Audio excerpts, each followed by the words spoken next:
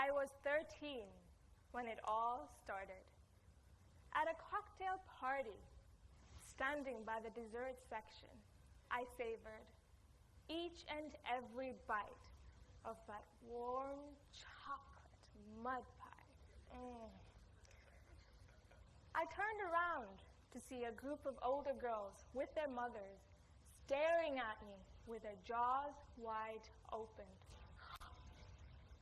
And then I hear them whisper, "Look at how much she eats. She's a girl. She's not as skinny as her sister. We don't design clothes her size. No one's going to want to marry her. Oh, poor thing." Even though I wasn't that big, I had never felt worse about myself. To them, it may have been nothing more than just a meaningless comment. But to me, it is engraved in my mind forever. So just like most teenagers, I too succumbed to the pressure to look good, not for me, but for others. No matter how much I shrank, I was still not skinny enough. So I thought, maybe if my ribs showed a little more, or perhaps if I pulled my hair back, you could see how prominent my collarbones are. I was determined to mold my body, so I persisted. The weighing scale quickly became my best friend as it displayed my worth. And oh, food, it was my worst enemy and my greatest fear. I went to bed starving, listening to the lullabies of an empty stomach. Until I gave in to the tubs of Nutella I had stashed in the back of my mind. A whole tub later, the night would end in a boxing ring of sorts, with me fighting a battle against myself, blow by blow, punch by punch. I put so much stress on my body without actually realizing that it cost me my health. Until a stranger in the library overheard me having a fierce argument with my dear donut. She approached me and said, "Please don't do this to yourself. You are worth more than the number on that scale." And today, I am proud to call her my best friend. Ever since that day, it has been my mission to shine light on eating disorders so that people like me don't need to suffer alone in silence. So why is it that an eating disorder is a real problem? An eating disorder is a serious problem. It is a global, silent killer. Every 62 minutes, an individual dies from an eating disorder. That means by the time you leave this event today, there would have been 4 deaths. The mortality rate for individuals with eating disorders is the highest of all psychiatric illnesses, and over 12 times higher than any other. Let's shed some light onto some of the reasons why. So this is the body that we admire today. But how did we get here? How did this evolve through the yesteryears?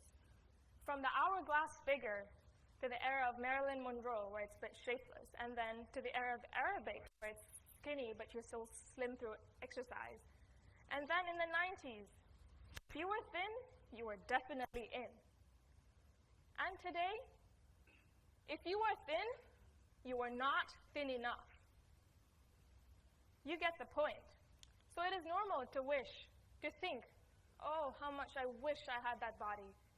Especially with the information and images that we're constantly bombarded with from TV, from the magazine, advertisements, social media. But guess what?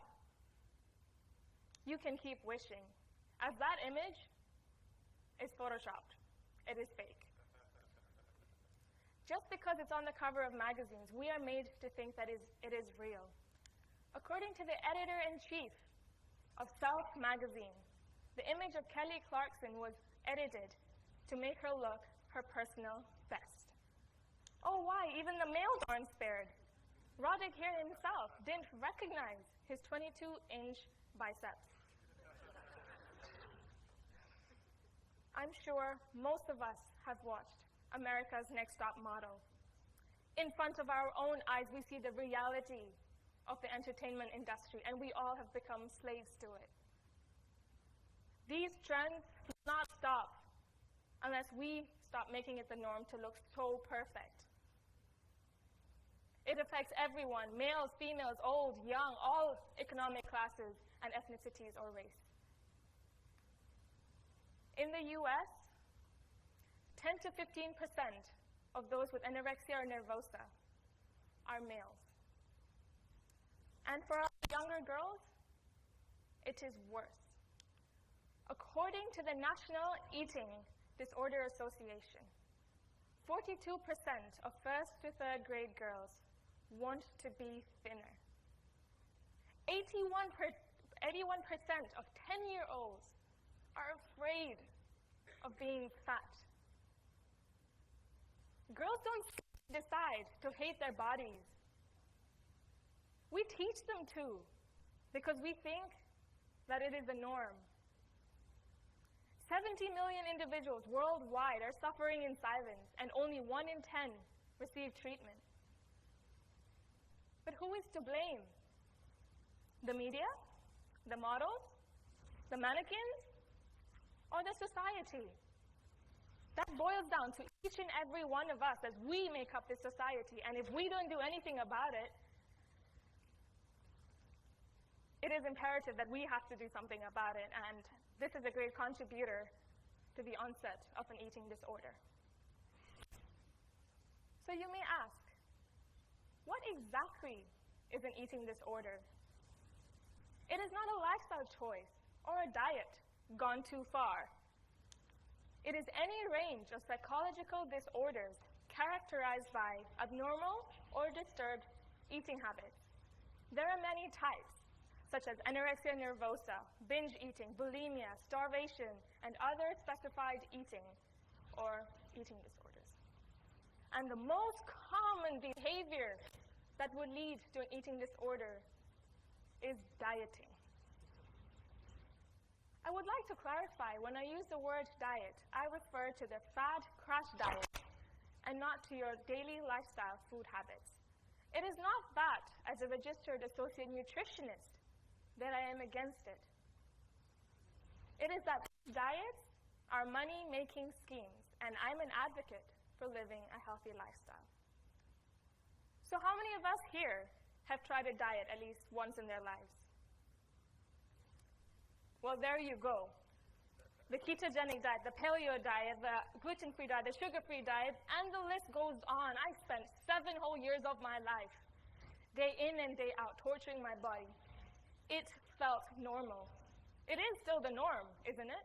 Isn't it all we talk about? How to lose weight for the next event, or what is the new workout trend these days?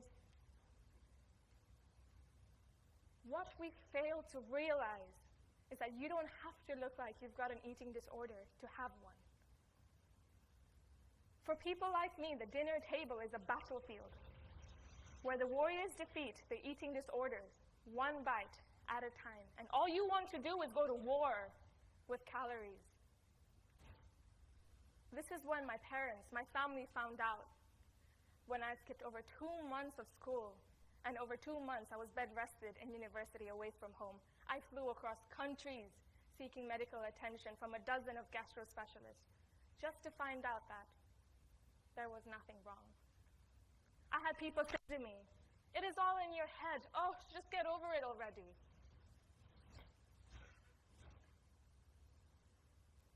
Do you really think that I choose to feel this way? Do you really think that I would fake being in agony, staying up all night, crying and wishing that this nightmare would just come to an end? Well then, did you know that I was so broken that I struggled to do something as basic as feed myself? So if we as a society are responsible for creating these problems, the question then is, what are we going to do about it? It all comes down to us, because if we change nothing, nothing will change. So based on my experience and research, there are 3 simple things that we could do. First, change the expectation. We need to stop expecting so much out of each other, pushing each other beyond our own limits. Teach our children to own up, to have a sense of ownership of their bodies. Embrace your uniqueness so they own up to theirs. Embrace your wrinkles, your freckles, your stretch marks for that matter. Embrace yourself. And teach your kids to love themselves too. We need to be mindful and considerate of what we say and the words we use. For instance, when I say, I am fat, does it really make me fat? No, it doesn't. But you would start believing it. Just because you have fat, that doesn't make you fat. It's like me going around saying, oh, hey, I'm a fingernail, because I've got fingernails. Doesn't work like that. So when you use fat as a metaphor, it is a negative metaphor, and it sticks. We need to do something about this. We can do this by using affirmations. It is simple and it is free. A French psychologist, Emily Coué, had introduced the concept of self-affirmations in the 1920s. It has been said to offset negative interactions of the brain and protect it against the damaging effects of stress. Emily Judd herself uses 5 positive affirmations to offset 1 negative interaction. Even Pixar Studios uses the same concept of 5 positive to 1 negative to encourage their animators to do a better job. So why do we use negative words to describe ourselves? This self-affirmation therapy is available anywhere, anytime, globally, could be used with anybody in any language. Let's give it a try. I would like you now to turn to the person next to you. Come on. And now I would like you to say something nice. Give them 3 compliments. You have 20 seconds to do this. Go.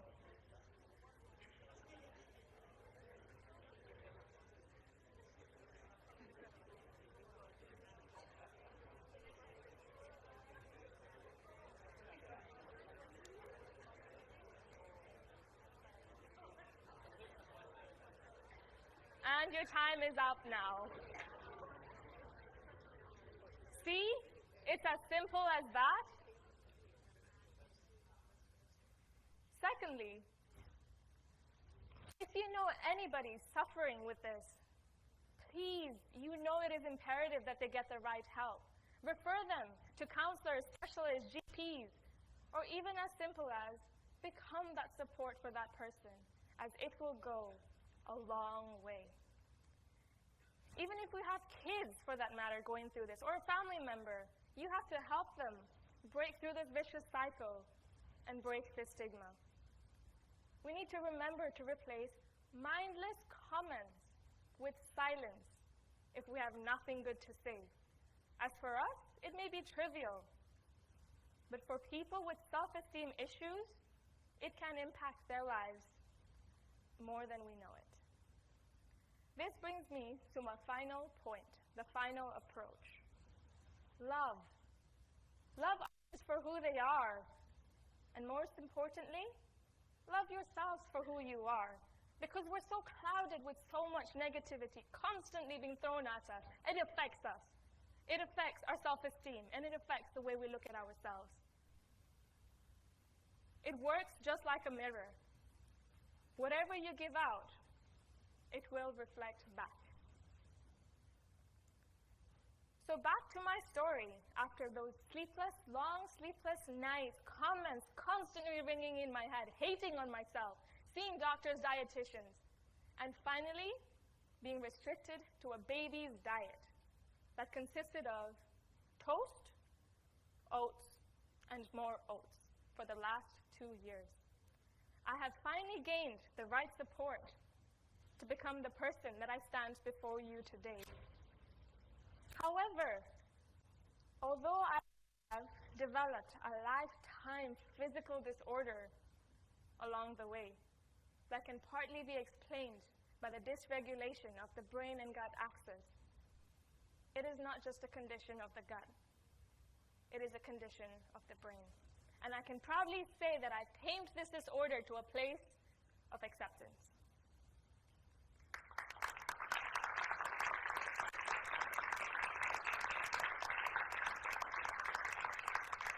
And even though my diet is fairly restricted, my body is no longer a slave to my brain.